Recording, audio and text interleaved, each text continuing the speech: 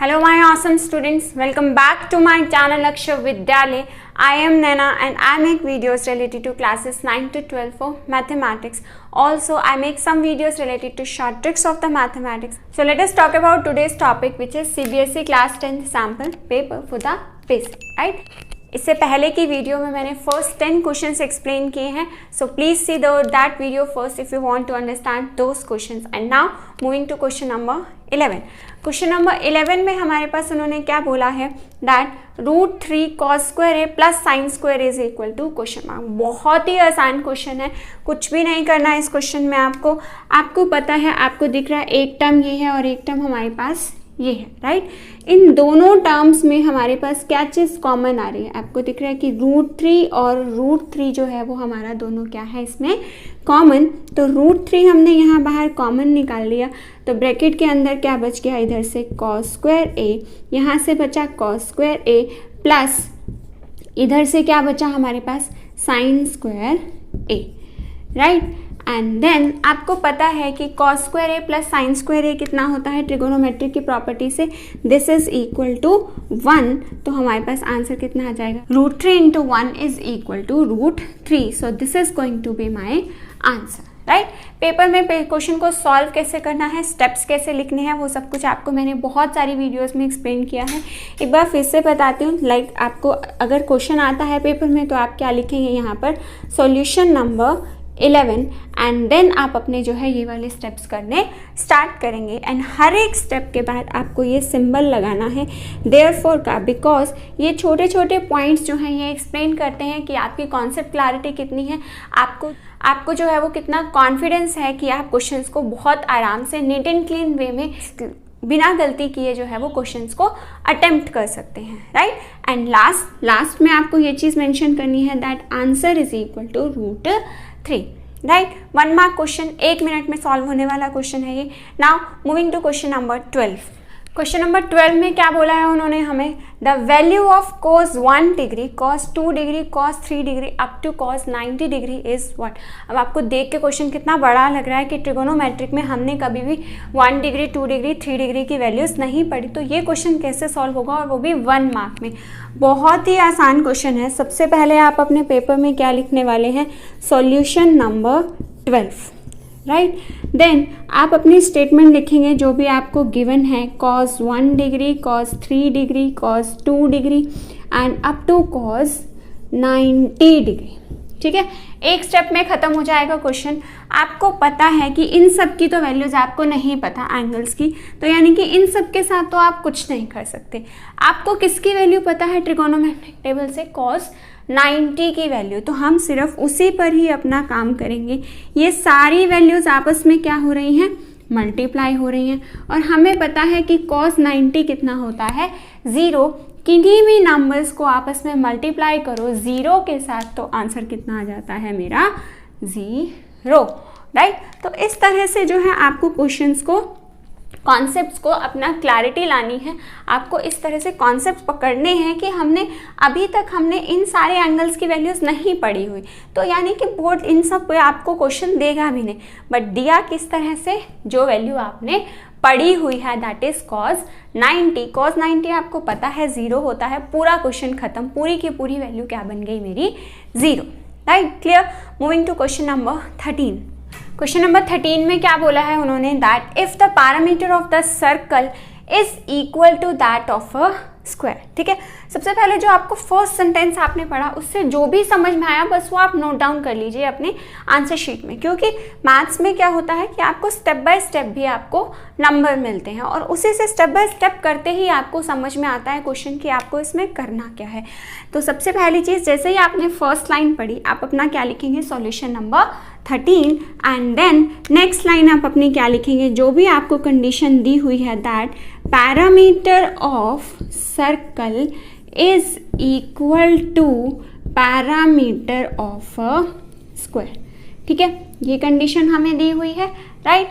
अब हमें पता है कि सर्कल का पैरामीटर का फॉर्मूला क्या होता है हमारे पास, 2πr is equal to square का पैरामीटर कितना होता है, स्क्वायर का पैरामीटर होता है हमारे पास 4a। पैरामीटर मैंने आपको लास्ट वीडियो में भी समझाया था कि किसी भी फिगर का पैरामीटर क्या होता है, उसकी सारी साइड्स का सम। अब स्क्वायर की साइड्स क्या होती हैं, सारी बराबर होती हैं।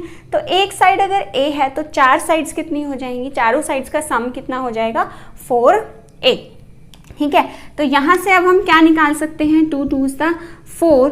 तो यहाँ से मेरे पास जो रेडियस आ जाएगी दिस पाई, ये पाई इधर जाके मेरे पास नीचे क्या हो जाएगा, डिवाइड, क्योंकि ये इधर क्या हो रहा है अभी, मल्टीप्लाई। राइट, नेक्स्ट बात करते हैं, नेक्स्ट क्या लिखा है उन्होंने स्टेटमेंट में, इसको देंगे इक्वेशन नंबर 1। अब नेक्स्ट बात करते हैं, नेक्स्ट क्या लिखा है उन्होंने स्टेटमेंट में, then the ratio of their area is. अब एरिया की रेशियो निकालनी है। एरिया की रेशियो किस किस की, एरिया की ratio, area of circle and area of square. Ratio का मतलब क्या होता है कि हमें उसका क्या निकालना है, दोनों को डिवाइड करना है। So that will be my area of circle divided by area of square. Area of circle का फॉर्मूला क्या होता है हमें पता है, which is pi r square, and area of square का फॉर्मूला क्या होता है, साइड स्क्वायर। राइट, ये फॉर्मूलेज आपको पता है। देन उसके बाद यहाँ से क्या है, पाई, देन आर की जगह पे हमने जो यहाँ पर वैल्यू निकाली है, हम ये वाली वैल्यू यहाँ पे पुट कर सकते हैं। आर की जगह पे मैंने क्या लिखा, 2a अपॉन, इस आर की जगह पे लिखा 2a अपॉन पाई एंड इसकी power 2 divided by a square. ठीक है जी, अब जो कैंसिल आउट होता है उसको कैंसिल आउट कर देंगे, हमारे पास फाइनल आंसर आ जाएगा। क्या चीज़ कैंसिल आउट होती है, pi into 2 2s 4, 4a square divided by pi square and this a square. जब ये a स्क्वायर ऊपर जाकर रेसिप्रोकल होकर मल्टीप्लाई होगा तो यहाँ पे क्या आ जाएगा मेरे पास, a square. Now a square से a स्क्वायर कट गया, पाई से पाई कट गया, हमारे पास क्या बच गया, सिर्फ और सिर्फ 4 by pi. So this is going to be my answer, means जो इन दोनों का रेशियो होगा वो कितना होगा हमारा, 4:पाई। ठीक है, फाइनल आंसर आप अपना क्या लिखेंगे, that answer is equal to 4:पाई। ये आंसर लिखना बहुत ज़्यादा जरूरी है, अगर आप नहीं लिखेंगे तो मैथ्स में एग्जामिनर आपका हाफ मार्क्स इस चीज़ का कट कर सकता है। Right, then question number 14, same उसी कॉन्सेप्ट पर बेस्ड जैसे हमने अभी क्वेश्चन नंबर 13 किया था। राइट, सबसे पहला काम सॉल्यूशन नंबर 14। राइट, उसके बाद क्या है, if the radii of 2 circles are in the ratio of 4:3। तो आपको क्या दिया हुआ है, 2 सर्कल्स की रेडियस दी हुई है। तो सबसे पहला काम आप अपने पेपर में लिखेंगे, let radius of 1 circle is equal to R1। ठीक है, then let radius of my second circle is equal to R2। ठीक है, ये 2 चीज़ें हमें दी हुई हैं, मान ली हमने, लेट कर ली। देन उसके बाद अकॉर्डिंग टू द क्वेश्चन के अकॉर्डिंग हमें क्या दिया हुआ है, दैट इनकी जो दोनों की रेशियो है वो किसके बराबर है मेरी, 4/3, यानी कि R1 by R2 is given to us, this is equal to 4/3। ये चीज़ दी हुई है। राइट, नाउ उसके बाद आप क्या लिखेंगे, नाउ अब आप क्या करने जा रहे हो, now that then their areas is, अब उनके एरिया की रेशियो बतानी है। एरिया की रेशियो क्या होगी, लेट अस सपोज इसका एरिया है A1 और इसका एरिया कितना है, A2। This is equal to, circle के एरिया का फॉर्मूला क्या होता है, पाई आर स्क्वायर। अगर हम फर्स्ट सर्कल की बात करें तो उसकी रेडियस कितनी है, R1 स्क्वायर, और अगर हम सेकेंड सर्कल की बात कर रहे हैं तो उसकी रेडियस कितनी है, R2 स्क्वायर। राइट, पाई से पाई कैंसिल आउट हो जाएगा। अब आपको दिख रहा है कि दोनों के साथ स्क्वायर है, तो इसको हम ऐसे लिख सकते हैं R1 by R2 and complete का स्क्वायर। दोनों का सेम मतलब है, क्योंकि इसके साथ भी पावर 2 है, इसके साथ भी पावर 2 है, तो मैंने क्या किया, पावर को कंबाइन करके लिख दिया। राइट, अब आपको क्या दिया हुआ है, R1 by R2 की वैल्यू दी हुई है 4/3 और इसकी पावर कितनी है हमारे पास, 2। So that means 4 4s 16, 3 3s 9। तो आंसर कितना आ गया, answer is equal to 16:9। 9 next line में आप अपना आंसर लिखेंगे। दैट आंसर भी अगर आपके पास हो सके तो टाइम है तो आप अपना आंसर भी एक नए तरीके से लिख सकते हैं। वो क्या होगा? That answer the ratio of there areas is, same question से स्टेटमेंट लेकर अपनी तरफ से भी बना सकते हो और क्वेश्चन से भी डायरेक्ट स्टेटमेंट ले सकते हो। तो क्वेश्चन से क्या लिखेंगे? Answer then the ratio of their area is 16/9। Done. Now moving to the next question, question number 15. Question number 15 में हमारे पास क्या है? That the total surface area of solid hemisphere of radius 7 centimeter is. अब इस तरह के questions आपने शायद से अभी तक अपने मिड टर्म सिलेबस तक नहीं किए होंगे। नो प्रॉब्लम, अगर नहीं किए हैं तो आप आगे के लिए ये सारे क्वेश्चंस, ये सारे चैप्टर्स जो हैं वो आगे के लिए पढ़ लेंगे, राइट? अभी के लिए मैं आपको बताती हूँ दैट तो total surface area of the solid hemisphere. आपको क्वेश्चन पढ़ के एकदम से माइंड में आ रहा है कि सिर्फ कुछ भी नहीं करना आपको, दैट आपको क्या निकालना है? Total surface area of hemisphere. ठीक है, हेमीस्फीयर का आपको टोटल सरफेस एरिया निकालना है, जिसका फॉर्मूला क्या होता है? हमारे पास फॉर्मूला होता है 3πr²। ठीक है, सब कुछ पता है आपको, रेडियस दी हुई है, पाई की वैल्यू आपको पता है, बस वो वैल्यूज पुट कीजिए, आपके पास आपका फाइनल आंसर आ जाएगा, राइट? कैसे करेंगे values put? Is equal to 3 into pi की वैल्यू कितनी होती है? 22/7। रेडियस कितनी दी है? 7 इंटू 7। 7 से 7 आपका कैंसिल आउट हो जाएगा एंड इनको जब आप मल्टीप्लाई करेंगे तो आपके पास कितना आएगा? 462। अब देखो, जो ये क्वेश्चंस होते हैं ये सिर्फ एक नंबर का क्वेश्चन है, राइट?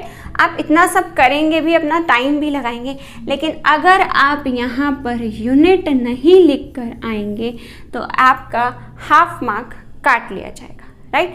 मैथ्स का रूल है कि अगर आपको स्टेप बाय स्टेप मार्क्स दिए जाते हैं तो छोटी छोटी चीज़ों के मार्क्स काटे भी जाते हैं। तो दैट मीन्स आपके लिए ये इंपॉर्टेंट पार्ट है, आपके लिए यूनिट्स लिखना, फाइनल आंसर लिखना, आपके लिए स्टेटमेंट लिखना, ये चीज़ें जो हैं वो प्रेजेंटेशन करना बहुत ज़्यादा इम्पॉर्टेंट है, right? So this is your final answer. Answer is equal to 462 centimetre square. Now moving to next question, question number 16। Question number 16 में क्या बोला है उन्होंने? For the following distribution find the upper limit of the modal class. किसकी निकालनी है हमको? Model class की। ठीक है, तो मॉडल क्लास क्या होती है? हमारे पास फ्रीक्वेंसी देखनी है आपको। फ्रीक्वेंसी, किसकी फ्रीक्वेंसी सबसे ज़्यादा है? सबसे ज़्यादा, सबसे बड़ी वैल्यू कौन सी लिखी है फ्रीक्वेंसी में? सबसे बड़ी वैल्यू क्या लिखी है हमारी? 20। ठीक है, तो इसका जो क्लास होगा, क्लास फ्रीक्वेंसी की क्लास बतानी है बेसिकली हमें। फ्रीक्वेंसी की क्लास यानी कि कौन सी है? 15:20। तो आप यहाँ पर पेपर में कैसे लिख सकते हैं? That modal class is equal to the class containing highest frequency, class with highest frequency. ठीक है, so class with highest frequency हमारे पास कौन सी है? This is equal to 15:20। तो ये तो हो गई हमारी मॉडल क्लास। उन्होंने क्या पूछा है हमसे? मॉडल क्लास नहीं पूछी, उन्होंने क्या पूछा है हमसे? Upper limit. अपर लिमिट कौन सी होती है? ये कौन सी होती है? पहले वाली होती है हमारी लोअर लिमिट और ये वाली कौन सी होती है? हमारी अपर लिमिट। जो बड़ी वैल्यू है वो अपर, जो छोटी है वो लोअर। सो दैट मीन्स इसके बाद आप क्या लिख सकते हैं? This implies that upper limit is equal to 20 and this is going to be my final answer. ये होगा मेरा फाइनल आंसर। ठीक है, आंसर में क्या लिखेंगे? पूरा सेंटेंस जैसे अभी बताया मैंने आपको, that upper limit of the modal class is 20। Done. Now moving to next question, question number 17. Now next question, question number 17 में क्या बोला है उन्होंने? If the mean of the following distribution is 2.6, mean कितना दिया हुआ है हमें? 2.6, then the value of y, y की वैल्यू निकालनी है। आपको पता है कि मीन निकालने का फॉर्मूला हमारे पास क्या होता है? Which is equal to sigma fi(xi) divided by sigma fi। Sigma क्या होता है हमारे पास? सिग्मा का मतलब होता है हमारे पास दैट इज सम। ओके, तो यानी कि हमें क्या निकालना है? और ये जो वेरिएबल होता है हमारा, वेरिएबल क्या होता है? xi, और ये क्या मान के चलते हैं हम? fi। आई। आप देख रहे हो कि हमें क्या निकालना है, एफ आई इंटू एक्स आई और उसका सम। इसी तरह से नीचे भी हमें किसका सम निकालना है, एफ आई का। ठीक है, तो अगर हम एक नई टेबल बना लेंगे, एक नई रो बना लेते हैं सपोज, जो कि क्या है हमारी एफ आई इंटू एक्स आई। अब एफ आई एक्स आई हमारे पास क्या बन के आ जाएगी, नई रो अगर हम बनाएं तो एफ आई एक्स आई का क्या मतलब है, इन दोनों वैल्यूज को हमें क्या करना है, मल्टीप्लाई, क्योंकि आपको दिख ही रहा है एफ आई इंटू एक्स आई लिखा है, यानी कि इन दोनों वैल्यूज को मल्टीप्लाई करना है। 4 1s द 4, ठीक है, 5 2s द 10, उसके बाद 3 इंटू वाई यानी कि 3y, उसके बाद 4 इंटू 1 यानी कि 4, उसके बाद 5 इंटू 2 यानी कि आंसर कितना आ गया मेरे पास, 10। ठीक है, अब नेक्स्ट क्या है फॉर्मूले में कि इन सब वैल्यूज़ का क्या करना है, मुझे सम करना है। तो इन सब का अगर हम सम करेंगे, इन सारी वैल्यूज़ का, तो क्या आ जाएगा सम, 4 + 10 14, 14 + 4 18, 18 + 10 28 प्लस 3y ऐसे का ऐसे अलग पड़ा रहेगा क्योंकि 28 में हम इसको प्लस नहीं कर सकते। ठीक है, इसी तरह से जो हमें इसका सम निकालना है, एफ आई का सम कितना आएगा हमारे पास, नीचे डिनोमिनेटर में हमें एफ आई का सम चाहिए ना, तो एफ आई का सम कितना आएगा, 4 + 5 9, 9 + 1 10, 10 + 2 12, 12 + y। Okay done. अब वैल्यूज सारी पुट कर देंगे तो फाइनल आंसर आ जाएगा। मीन कितना दिया हुआ है हमें, मीन दिया हुआ है 2.6 is equal to F I X I कितना दिया है हमें, 28 + 3y divided by sigma F I कितना है हमारे पास, 12 + y। ओके, अब इसके बाद आपको क्या करना है, आपको इन दोनों वैल्यूज़ को करना है क्रॉस मल्टीप्लाई। तो जब हम क्रॉस मल्टीप्लाई करेंगे तो 2.6 × 1.2 प्लस 2.6y, इसके साथ कुछ नहीं है डिनोमिनेटर में, तो हम क्या मान लेते हैं, डिनोमिनेटर में क्या है 1, this is equal to 28 + 3y, right.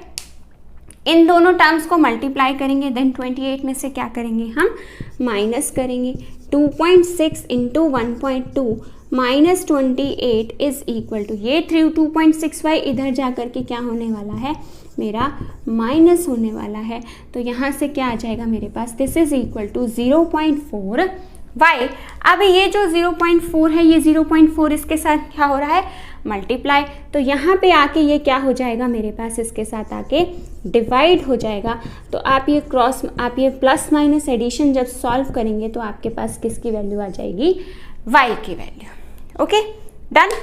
Now moving to question number 18। Question number 18 में क्या बोला है उन्होंने, that a card is selected at random from a well shuffled deck of 52 cards. 52 cards में से उन्होंने कोई एक कार्ड निकाला है।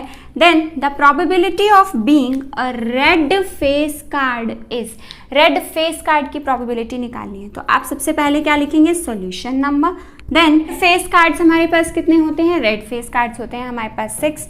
टोटल कार्ड्स कितने हैं, टोटल कार्ड्स हैं 52। तो नेक्स्ट लाइन में आप क्या लिखेंगे, that probability of finding a red face card is equal to, this is equal to what, 6/52। हमारे पास क्वेश्चन क्या होता है, हमारे पास प्रोबेबिलिटी का फॉर्मूला क्या होता है, दैट कि हमारे पास जितने भी जो आउटकम है divided by the total number, right. तो आउटकम कितनी है 6 and the question is next is 52. So this is going to be my final answer. Now moving to the question number 19 and 20 1 mark questions of assertion. तो आपको 19th question में क्या दिया है, ये assertion दी हुई है and this is the reason. ठीक है, तो हमें ये बताना है कि assertion ट्रू है या रीज़न ट्रू है या दोनों ट्रू है या दोनों फॉल्स हैं। ठीक है, अब आपको पता है कि जब दो नंबर्स का HCF दिया हुआ है तो LCM निकालने का यही फॉर्मूला होता है। पिछली वीडियो में क्वेश्चन नंबर 2 में भी हमने यही फॉर्मूला यूज़ किया, राइट। जब भी हमें HCF दिया हुआ हो और दो नंबर्स भी दिए हुए हों तो HCF इंटू LCM किसके बराबर होता है, दोनों नंबर्स के प्रोडक्ट के बराबर। ठीक है, तो आप इसी चीज़ को यूज़ कर सकते हैं यहाँ पे और चेक कर सकते हैं, यानी कि रीज़न तो हमारा सही है। ठीक है, रीज़न हमारा करेक्ट है। चेक करते हैं कि assertion ट्रू है या नहीं है। HCF कितना दिया है 2 into LCM this is equal to 510 into 92। तो यहाँ से आप क्या करेंगे, यहाँ से आप किसकी वैल्यू निकाल लेंगे, एलसीएम की वैल्यू। एलसीएम की वैल्यू कितनी आ जाएगी, 510 इंटू 92 डिवाइडेड बाय 2। तो जो भी आपका आंसर आएगा एलसीएम, अगर तो वो एलसीएम आपके इसके बराबर आता है जो आपको दिया हुआ है तो यानी कि आपकी असर्शन भी ट्रू है, अदरवाइज आपकी असर्शन क्या है, फॉल्स है, और रीज़न क्या है, ट्रू है। तो इस क्वेश्चन का जो फाइनल आंसर है वो आपका ऑप्शन नंबर डी है, that assertion is false but reason is true, क्योंकि ये तो हमें दिया हुआ है, ठीक है। एलसीएम हमें नहीं पता, वो कह रहा है कि अगर ऐसा है तो एलसीएम ये होगा, तो होगा या नहीं होगा हमें नहीं पता। वही चीज़ हमें चेक करनी है किससे, रीज़न के फॉर्मूले से। अगर रीज़न में गलत फॉर्मूला लिखा होता तो हम क्या बोलते, that reason is incorrect. Done. Now moving to question number 20। Now next में हमारे पास क्या है कि उन्होंने बोला है कि the ratio is 1:2 if the lines joining the points is this and this is divided by the x axis।